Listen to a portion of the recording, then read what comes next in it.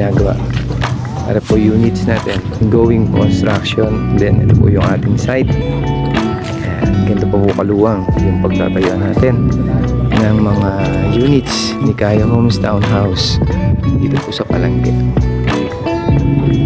Ayan pala, marami na rin pala yung unit na nandun sa unahan.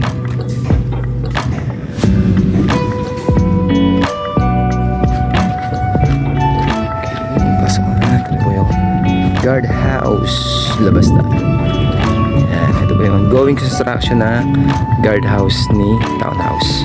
Katabi lang po siya ng Kaya Homes naman na townhouse natin dito. Yan, si Kaya Homes dito po sa unahan. And then pag ikot natin ay ang Kaya Homes row house. Yan ang ating model unit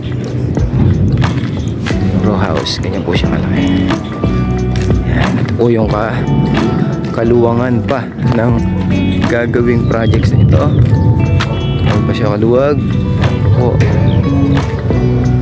Yan.